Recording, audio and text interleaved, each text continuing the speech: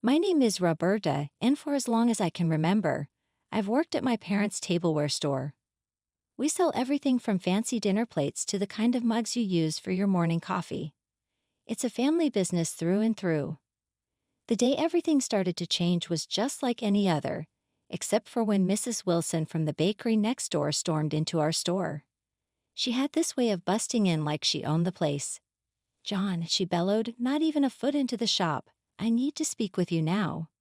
Her voice could slice through concrete.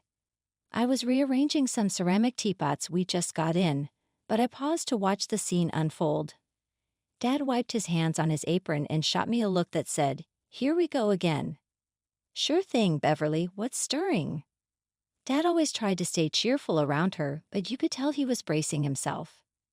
Mrs. Wilson glanced around, her eyes finally landing on me. "This is family business, Roberta. Mind giving us a minute?" Her tone rubbed me the wrong way, but I shrugged it off and wandered over to the other side of the store, pretending to fix an already perfect display of dinner sets. I wasn't trying to eavesdrop, but their voices carried over the shelves.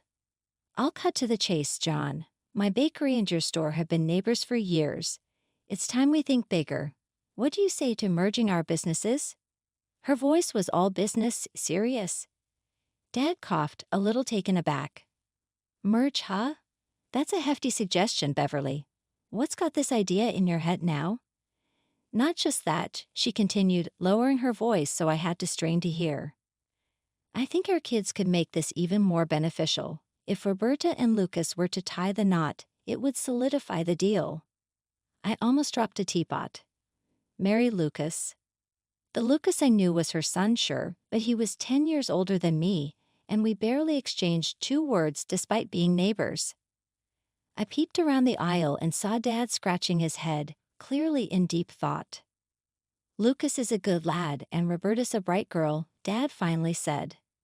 "But marriage, they hardly know each other." "They'll get along, trust me. Plus, it makes good business sense, doesn't it?" There was a sharpness in her voice, like she was used to getting her way. Dad nodded slowly. "I'll talk it over with the Mrs. and Roberta, of course." When Mrs. Wilson left, Dad called me over. "Roberta, you heard all that, didn't you?" I nodded, not sure what to make of it. "She wants to merge the store and the bakery, and she wants me to marry Lucas." "Yeah," Dad sighed, rubbing his temples. "What do you think?" I know it's a lot to take in. Marrying for business sounded like something out of an old movie, not something I'd ever imagined for myself. I don't know, Dad. Lucas seems nice, but marry him just like that. You should meet him properly this time, see if you two click. No pressure to decide right now. We'll take this step by step. Lucas and I spent the next few months getting to know each other. I found that he wasn't just well-mannered. He had a genuine side to him that cared about the business as much as his mother did, but in a less overbearing way. Our conversations often drifted from business to personal, which made the whole situation seem less like a contract and more like a potential relationship. The wedding planning, though, that was a whole other beast. Mrs. Wilson, my soon-to-be mother-in-law, took over everything, from the cake from her bakery to the decorations that looked like they belonged in one of her display windows. One afternoon, as we were going over the guest list, she barged into the room with a stack of invitations so thick you'd think we were summoning the whole town. "Roberta, dear, I've added a few names to your guest list. People important to our business. It's crucial they're there," she announced, dropping the stack on the table with a thud that made me jump. I bit my tongue, not wanting to start a fight. Lucas saw this and squeezed my hand under the table. "We'll sort it out, Robbie. It's our day, remember?" The day of the wedding was a blur. I stood at the back of the hall in my dress, feeling more like a prop in Mrs. Wilson's grand business scheme than a bride. My dad came up to me, his smile a little forced. "You look beautiful, Roberta. Ready?" he asked, offering his arm. I nodded, taking a deep breath. "Let's do this." The ceremony went by in a rush, and before I knew it, Lucas and I were pronounced husband and wife. The reception was loud, filled with Mrs. Wilson's guests who talked more about the potential of our joint ventures than our nuptials. The merger was completed soon after the wedding. Both shops were knocked into one big space, with a section for the bakery and another for the tableware. The first day we opened the combined store, Mrs. Wilson was everywhere, directing staff like a general. Roberta dear, make sure those plates are aligned with the pastries. Symmetry sells, she called out across the store. I adjusted the plates, trying to follow her exacting standards. Lucas was in the bakery section, trying to coordinate with the bakers. Make sure those scones are fresh. Roberta, how's it going over there? He shouted over the noise. Trying to keep up with your mom's symmetry mantra, I shouted back, a hint of frustration in my voice. But as weeks turned into months, the workload only got heavier. Between running the front of the store, helping in the bakery, and all the paperwork, I found myself unable to keep up with my college classes. Roberta, you're running a business now. You won't need that degree. This is your life, Mrs. Wilson declared one evening, her tone dismissive as if the matter was already decided. Her words, sharp and final, hit me harder than I expected. Living with them was supposed to save us money and make managing the business easier, she argued. It just meant longer hours for me since we were just a short walk from the store. The lack of personal space and constant oversight from Mrs. Wilson suffocated me, making each day harder than the last. What started as a partnership increasingly felt like a takeover. Meanwhile, I noticed something else that troubled me more than I expected. My dad was around less and less. One particularly busy Tuesday morning, as I was setting up the store before opening, I couldn't help but feel the emptiness of his absence. It used to be that he'd be here by now, sharing a joke or two to kick off the day. Instead, it was just me and the clinking of ceramics. That evening, after a long day of dealing with customers and Mrs. Wilson's incessant directions, I visited my parents.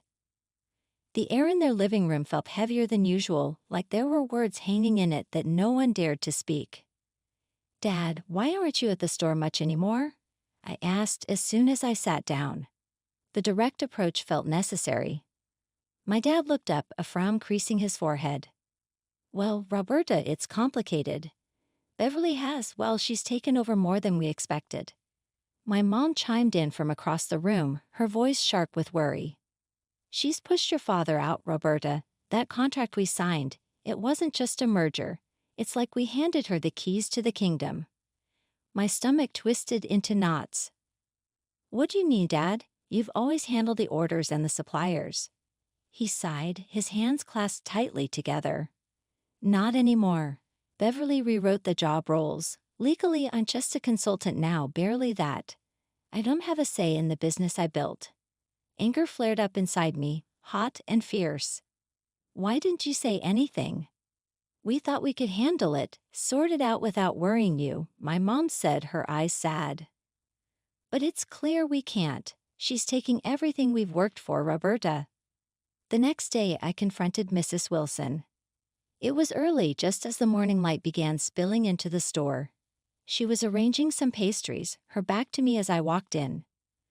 Mrs. Wilson, we need to talk about my dad, I said, my voice firm, louder than I intended. She turned around, her expression one of mock surprise. Oh, what about him, dear? You know what I'm talking about. You're pushing him out of his own business. Why are you doing this? I demanded. Mrs. Wilson straightened up, wiping her hands on her apron as she faced me. Roberta, your father is getting older. He can't handle the stress of the business. It's better for everyone this way. I'm making things more efficient. That's not your call to make, I shot back. He built this place. You can't just sideline him because you think it's better. She scoffed, shaking her head. Business is tough, Roberta. It's not about sentimental value. It's about keeping the ship afloat, and doing what's necessary. When the pandemic hit, it felt like someone had pulled the floor out from under us. Sales at the store plummeted every day. The empty aisles stared back at me, a grim reminder that things were bad and might get worse. It was during one of those quiet, worrying shifts that I decided we couldn't just sit around waiting for normal to return. Lucas, we have to pivot to online. We can set up delivery, maybe start taking individual orders, I said, trying to sound more confident than I felt. Lucas looked skeptical but nodded. It's worth a shot. Let's talk to Mom about it. I knew convincing Mrs. Wilson would be an uphill battle. She had her way set in stone and viewed online sales as a risky venture. True to form, when we brought it up, she dismissed it outright. "We're not some tech startup. We're a brick-and-mortar business. We'll wait this out," she declared, cutting off any further discussion. But I couldn't just stand by and watch everything we built crumble to dust. So I started something on the down low. After hours, I used our store's resources to build an online community. I sold dishes from the store and took to baking cakes after the bakery closed for the day. Orders began to trickle in, then flood. Keeping this from Lucas and Mrs. Wilson was exhausting. I was burning the candle at both ends, managing our secret online sales and my day job at the store. Nights turned into mornings, and I found myself sneaking back home well past midnight on many occasions. One night, as I tiptoed in, trying not to wake anyone, I found Mrs. Wilson waiting in the living room, her arms folded and her face a mix of anger and disappointment. "Where have you been, Roberta? Look at the state of this house," she snapped, her voice low but fierce. "I've been working, Mrs. Wilson. We got a rush of online orders tonight," I replied, my voice weary from too many long nights. "Online orders? What online orders?" Her voice rose, sharp and accusing. Before I could explain, Lucas came down, drawn by the noise. "Mom, what's going on?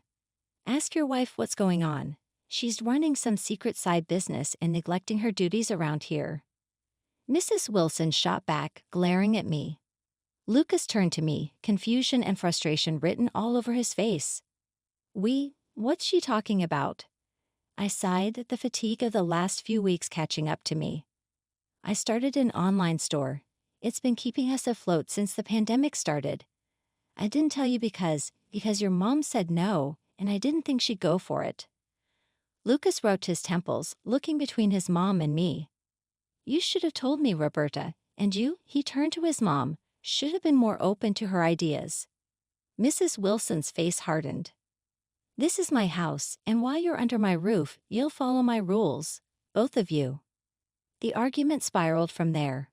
Lucas, usually my ally, sided with his mom this time. "Roberta, you need to balance your time better, help out more around here."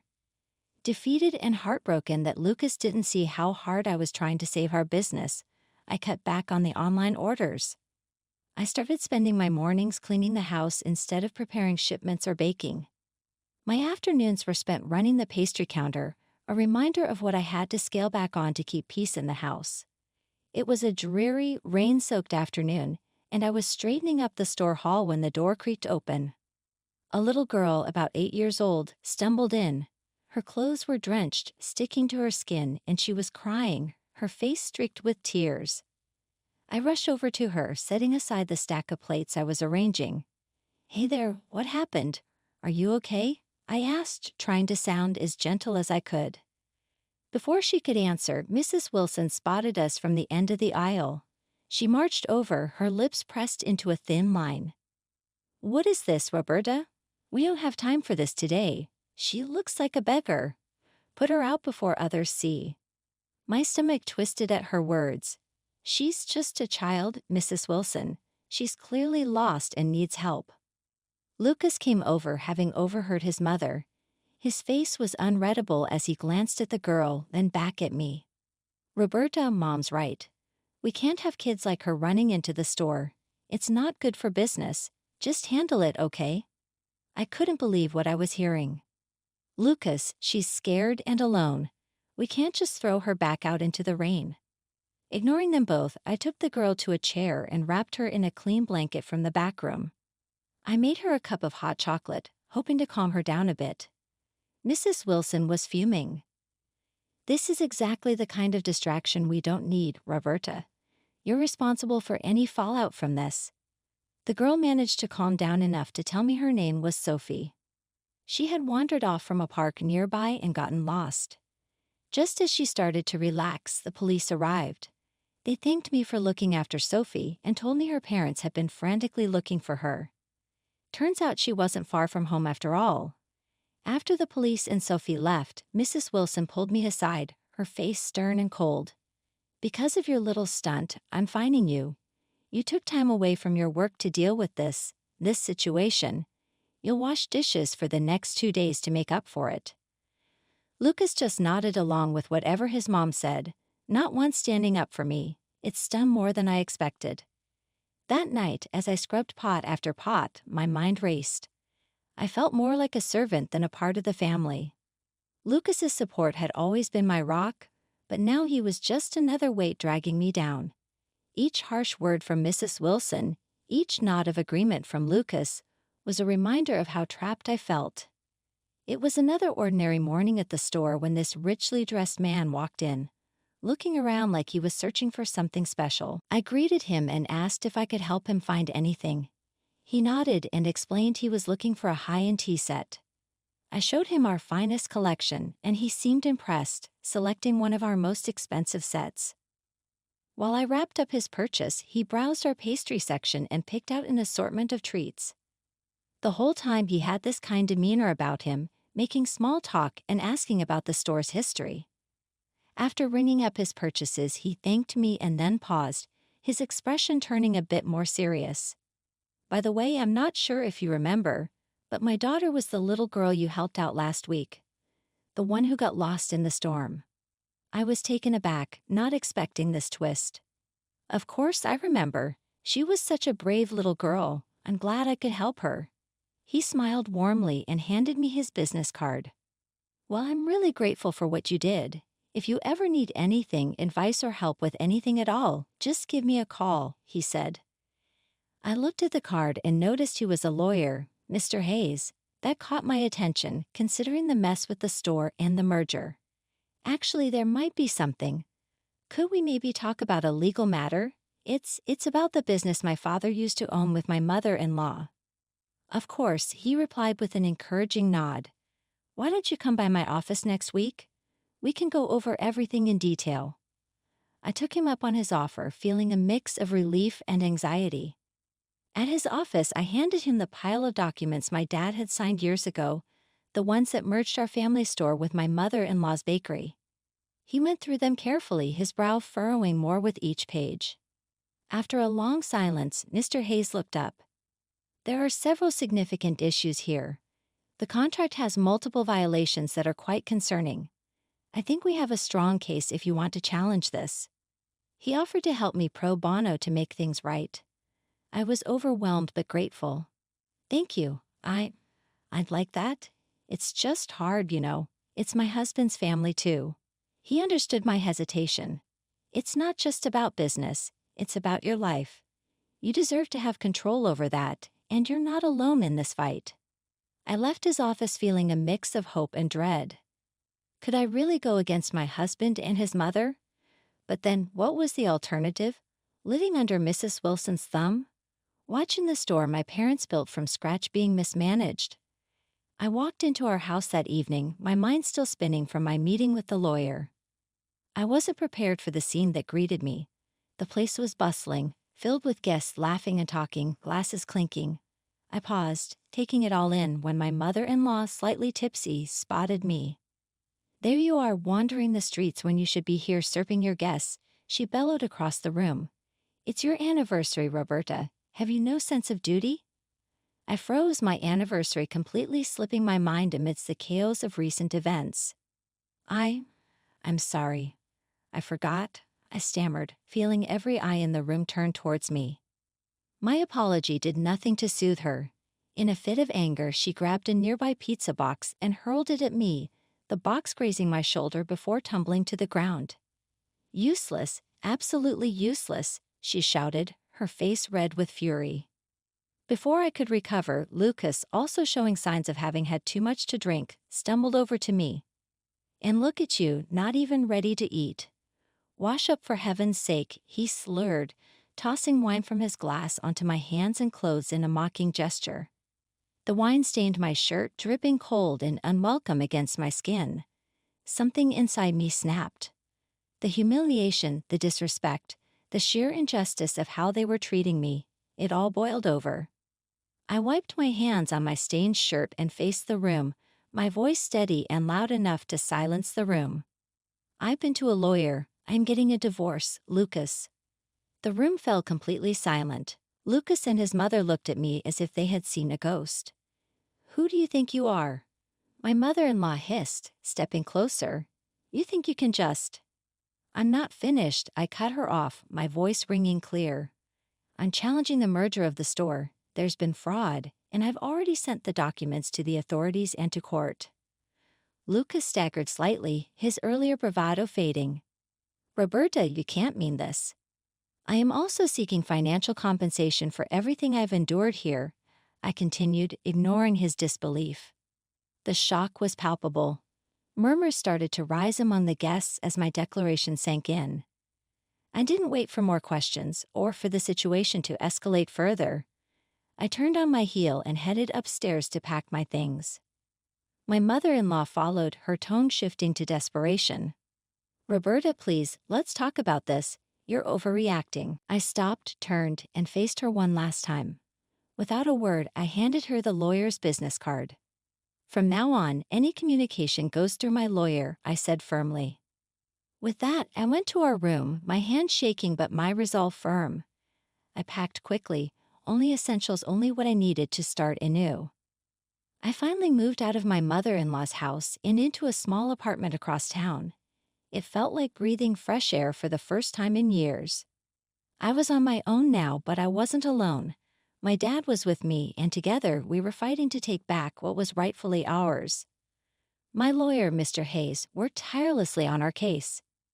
He was a bulldog in the courtroom, fighting against the fraudulent merger my mother-in-law had orchestrated years ago. It wasn't long before we received the news we had been hoping for. The court ruled in our favor. They found Mrs. Wilson guilty of fraud and overturned the merger. Additionally, they imposed a hefty fine on her and awarded me financial compensation. The compensation was just enough to buy out her share in the business, a combined bakery and tableware store that my dad and I once ran together. It felt surreal to stand in front of the shop now fully ours again, without the shadow of Mrs. Wilson looming over us. Dad and I spent the next few weeks renovating the store, making it ours again. Every new coat of paint, every display rearranged, felt like reclaiming a piece of my soul that I had lost. Mrs. Wilson and Lucas were forced to find other jobs. The court costs and the fine took everything they had saved. I heard rumors about their struggles, but I kept my distance.